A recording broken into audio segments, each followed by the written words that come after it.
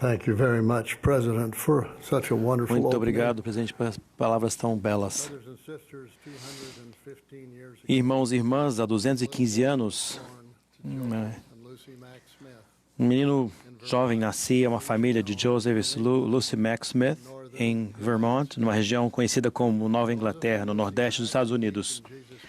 Joseph e Lucy Mack acreditavam em Jesus Cristo, estudavam as Santas Escrituras, oravam sinceramente e prosseguiam com fé em Deus. Eles deram o nome do seu filho recém-nascido, o nome de Joseph Smith. A respeito da família Smith, Brigham Young disse: o Senhor tinha seus olhos postos sobre Joseph Smith, sobre seu pai, sobre o pai de seu pai, e sobre todos os seus progenitores desde o tempo de Abraão, e de Abraão até o dilúvio, e do dilúvio até Enoque, e de Enoque até Adão. Ele tem observado aquela família e o sangue que nela tem circulado desde sua origem até o nascimento daquele homem. Joseph Smith foi pré-ordenado na eternidade. Amado por sua família, Joseph Smith Jr. era particularmente ligado a seu irmão mais velho, Hiram, que tinha 6 anos de idade quando Joseph nasceu. Em outubro passado, eu sentei-me em frente à lareira na pequena casa da família Smith em Sharon, Vermont, onde Joseph nasceu. Senti o amor que Hiram tinha por Joseph e imaginei-o segurando seu irmão recém-nascido nos braços e ensinando-o a andar.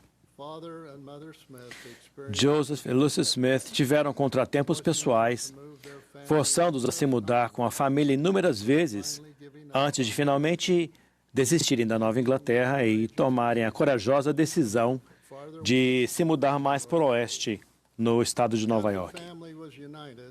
Por terem uma família unida, eles venceram esses desafios e juntos enfrentaram o difícil dever de recomeçar em um arborizado terreno de 100 acres em Manchester, próximo a Palmyra, em Nova York.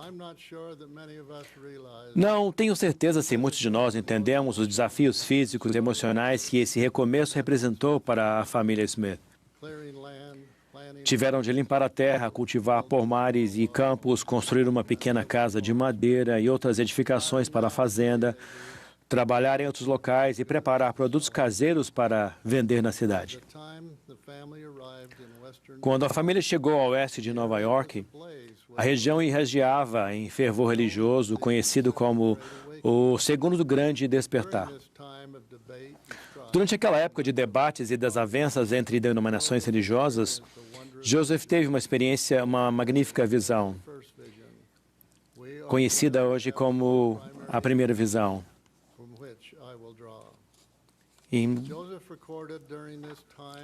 Joseph registrou durante esses períodos de grande alvoroço religioso, minha mente foi levada a sérias reflexões e grandes inquietações. Mas, embora os meus sentimentos fossem profundos e muitas vezes pungentes, ainda assim me conservei afastado de todos esses grupos, embora assistisse às suas diversas reuniões tão frequentemente quanto a ocasião me permitisse. Mas tão grande era a confusão e a contenda entre as diferentes denominações que, para alguém jovem como eu, tão inexperiente em relação aos homens e às coisas, era impossível chegar a qualquer conclusão definitiva acerca de quem estava certo e de quem estava errado. Joseph recorreu à Bíblia com o intuito de encontrar respostas para suas perguntas e leu em Tiago 1:5. E se algum de vós tem falta de sabedoria, peça a Deus, que a todos dá liberalmente, sem repreensão, e ser-lhe-á dada. Ele explicou: jamais uma passagem de Escritura penetrou com mais poder no coração de um homem do que essa, naquele momento, no meu. Pareceu entrar com grande força em cada fibra de meu coração. Refleti repetidamente sobre ela. Joseph percebeu que a Bíblia não continha todas as respostas para as perguntas da vida.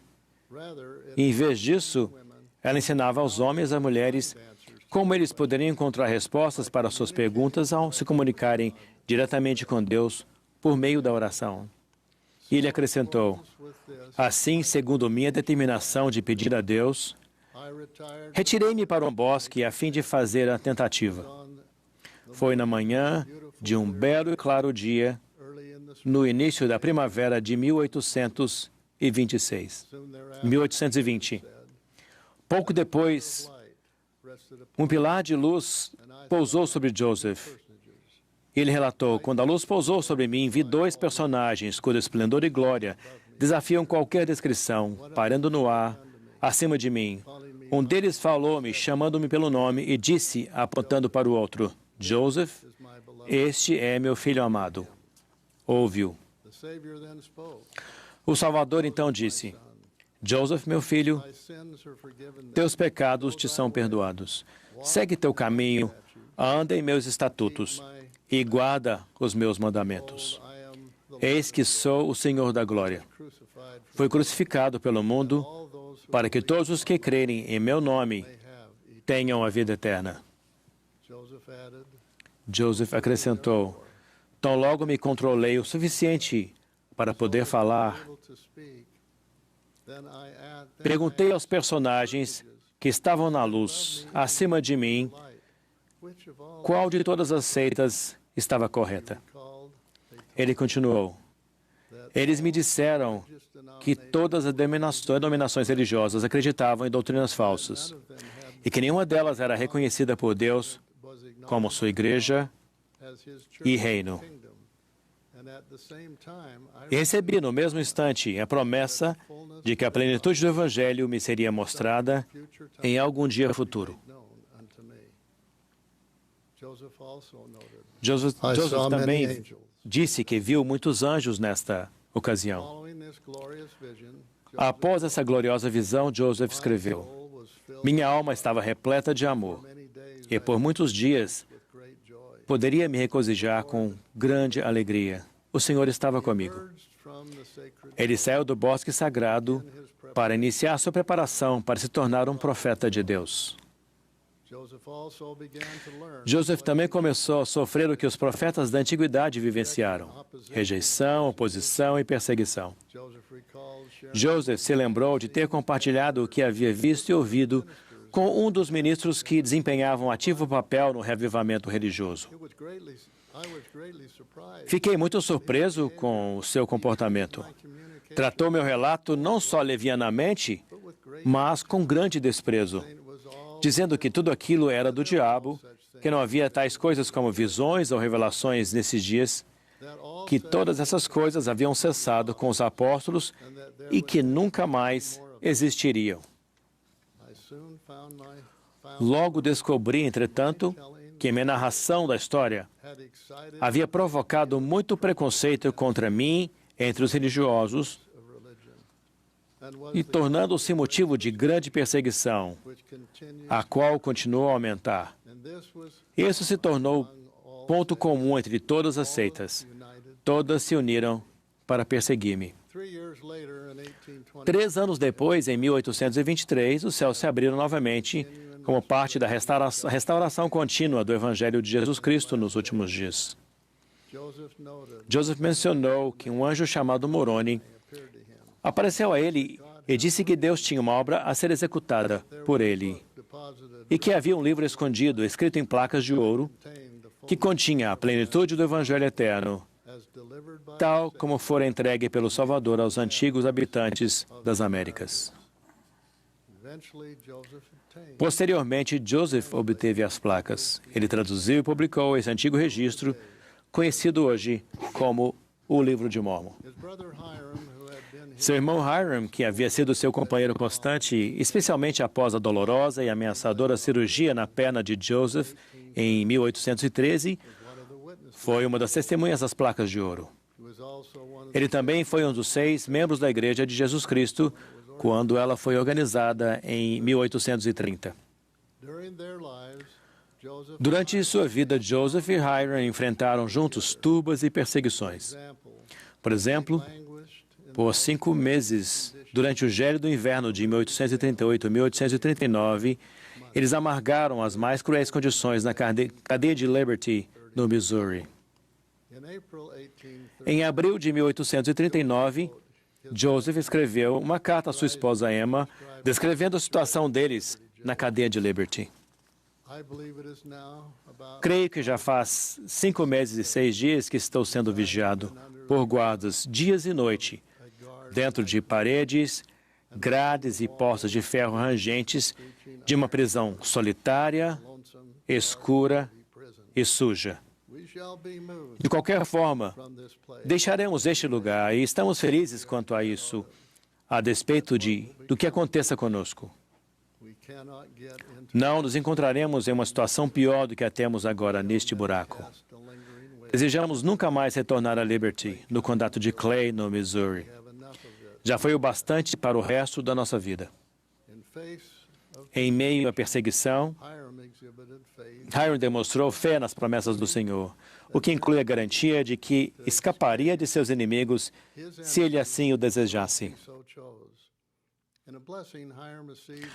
Em uma bênção que Hiram recebeu das mãos de Joseph Smith em 1835, o Senhor prometeu a ele: terás o poder para escapar de teus inimigos. Tua vida será procurada com zelo incansável, mas escaparás. Se assim quiseres e se desejares, terás o poder de voluntariamente sacrificar tua vida para glorificar a Deus. Em junho de 1844, foi dada a Hiram a chance de viver ou de entregar sua vida para glorificar a Deus e selar o seu testemunho com o próprio sangue, ao lado de seu amado irmão, Joseph. Uma semana antes da fatídica viagem a Carthage, onde eles foram assassinados a sangue frio por uma turba de covardes armados que haviam pintado o rosto para evitar que fossem reconhecidos, Joseph disse: aconselhei meu irmão Hiram a colocar sua família no próximo barco a vapor e ir para Cincinnati. Ainda fico grandemente emocionado quando me lembro das palavras de Hiram: Joseph, não posso abandoná-lo. Então Joseph e Hiram foram a Carthage, local em que se tornaram mártires pela causa e pelo nome de Cristo. O anúncio oficial do martírio dizia o seguinte: Joseph Smith, o profeta e vidente do Senhor, trouxe à luz o livro de Mormon, que traduziu pelo dom e poder de Deus, e foi instrumento de sua publicação em 2 continentes. Enviou a plenitude do Evangelho Eterno, que o livro continha, aos 4 cantos da terra. Trouxe à luz as revelações e mandamentos que compõem este livro de Doutrina e Convênios e muitos outros sábios documentos e instruções para o benefício dos filhos dos homens. Reuniu muitos milhares de santos dos últimos dias, fundou uma grande cidade e deixou fama e nome que não podem ser destruídos. E como a maior parte dos ungidos do Senhor na antiguidade, Joseph selou sua missão e suas obras com o próprio sangue. E o mesmo fez seu irmão Hiram. Em vida não foram divididos e na morte não foram separados. Após o martírio, o corpo de Joseph e de Hiram foram levados a Nauvoo e eles foram lavados e vestidos para que a família Smith pudesse ver seus entes queridos. Sua querida mãe lembrou: por muito tempo preparei cada fibra do meu ser, usando toda a energia de minha alma e pedindo a Deus que me fortalecesse para que aquele momento. Mas, quando entrei na sala e vi meus 2 filhos assassinados, deitados diante de meus olhos, e ouvi o choro, os soluços, os lamentos de minha família, as exclamações de esposas, filhos, irmãos e irmãs, aquilo foi demais para mim. Afastei-me com dificuldade, chorando e clamando a Deus em agonia: Deus meu, por que desamparaste essa família? Naquele momento de sofrimento e de angústia, ela se lembrou de ter ouvido eles dizerem: Mãe, não chores por nós.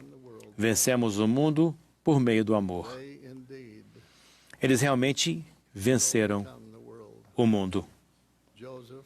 Joseph e Hiram, assim como os santos fiéis descritos no livro de Apocalipse, vieram de grande tribulação e lavaram suas vestes e as branquearam no sangue do Cordeiro.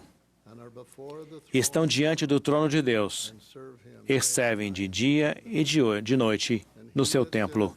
E aquele que está sentado sobre o trono estenderá o seu tabernáculo sobre eles. Não mais terão fome, nem mais terão sede, nem sol, nem calor algum cairá sobre eles. Porque o Cordeiro que está no meio do trono os apacentará. Ele servirá de guia para as fontes vivas das águas. E Deus enxugará de seus olhos toda lágrima. Ao comemorarmos esta jubilosa ocasião, o aniversário de 200 anos da primeira visão, devemos sempre nos lembrar do preço que Joseph e Hiram Smith tiveram de pagar, assim como muitos outros homens, mulheres e crianças fiéis, para estabelecer a igreja de modo que vocês e eu desfrutássemos das muitas bênçãos e das verdades reveladas a que temos acesso hoje. A fidelidade deles nunca deve ser esquecida. Sempre me perguntei o motivo de Joseph, Hiram e sua família terem sofrido tanto. É possível que, por meio de seus sofrimentos, eles tenham passado a conhecer a Deus de uma maneira que não seria possível se não tivesse passado por esses desafios. Por meio de seus sofrimentos, eles refletiram sobre o Getsemane e sobre a cruz do Salvador. E conforme disse Paulo, porque a vós foi gratuitamente concedido, em relação a Cristo, não somente crer nele, como também padecer por ele. Antes de sua morte, em 1844, Joseph escreveu uma comovente carta aos membros da igreja. Foi uma conclamação, a qual ainda está vigente na igreja hoje. Irmãos e irmãs, não prosseguiremos em tão grande causa? Ide avante e não para trás. Coragem, irmãos e irmãs, e avante, avante para a vitória. Que nós, portanto, como igreja e como povo, e como santos dos últimos dias, façamos ao Senhor uma oferta em retidão. Neste fim de semana, à medida que ouvimos o Espírito durante esta comemoração de 200 anos, pensem a respeito da oferta que entregarão ao Senhor em retidão nos dias que estão por vir. Tenham coragem. Compartilhem-na com alguém em quem vocês confiam e, principalmente, reservem tempo para fazê-lo. Sei que o Salvador se alegra quando entregamos a Ele em retidão uma oferta de nosso coração. Assim como Ele se alegrou com a oferta fiel desses irmãos extraordinários, Joseph e Hiram Smith, e de todos os outros santos fiéis. Presto ter solene testemunho dessas coisas no sagrado nome do Senhor Jesus Cristo.